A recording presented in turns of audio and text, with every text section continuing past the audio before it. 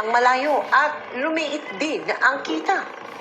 Para may pandagdag sa pantusto sa pamilya, namamasada na rin siya ng tricycle. Wina-water cannon kami nala doon. Sa pangisda lang namin doon, ma'am, ng isang linggo, makakuha kami ng 4 na tulinada o 5 tulinada yan. Yung mga mamahalin na isdang kinukuha namin doon. Pero panibagong dagok ang kanyang kinakaharap ngayon dahil sa pagmahal ng petrolyo.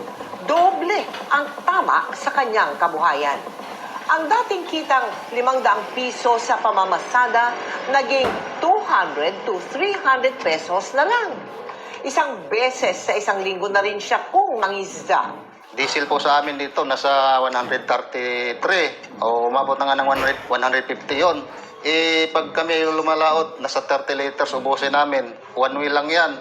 Kung may huli ka lang doon ng 20 kilos, wala, talo ka. Kaya sa ilalim ng Operation Bayanihan ng Jimmy Kapuso Foundation, nagtungo tayo sa Masinloc para maghatid ng food packs sa 6,200 na indibidwal, kabilang ang mga mangingisda. Ngayon, mas nahihirapan na kasi sila. Siyempre, mas malaki na yung pangkonsumo nila, yung kumbaga puhunan nila bago lalaot. So, pag bibili sila ng gasolina, minsan may mga pagkakataon pa dito na nagkakaubusan. Nagatid na rin tayo ng tulong sa mga mangingisda ng Aurora at Camarines Norte. Pati na rin sa mga magsasaka sa Oriental Mindoro at Negros Oriental. At sa mga nais mag-donate, maaari po kayo magdeposito sa aming mga bank account o magpadala sa Cebuana Lawalier.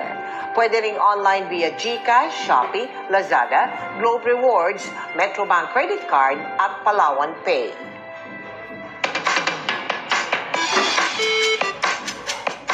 Magandang gabi mga kapuso. Ako po ang inyong Kuya Kim na magbibigay sa inyo ng trivia sa likod ng mga trending na balita. Sa Brazil may nadiskobring bagong reptile species na nabuhay magit 200 milyong taon na ang nakakaraan.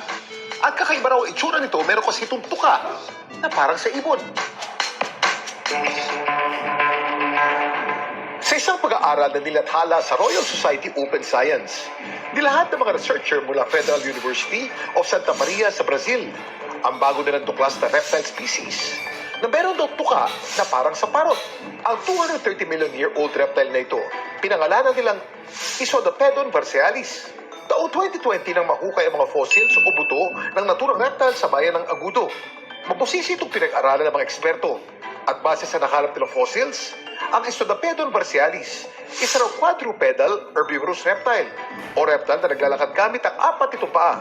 Kabilang dito sa grupo ng mga rhynchosaurs at tinatayan na sa 1.2 hanggang 1.5 meters ang haba. Meron din daw itong matulis na tuka na parang sa parot na ginagamit daw nito sa pagputol ng halaman at paghukay sa lupa. Ang fossil ng Isodopedon varsealis may pagkakahawig daw sa isa pang fossil na nahukay naman sa Scotland sa Europa. At ang dalawang fossil, pareho pang tanda. Nakakabangang isipin ang mga nahuhukay natin ngayong fossil kahit bilyon-bilyong taon na ang tanda. Marami pa rin ang nakukwento tungkol sa ating mundo. May ideya ba kayo kung paano ito nabubuo? Kuya Kim, ano na?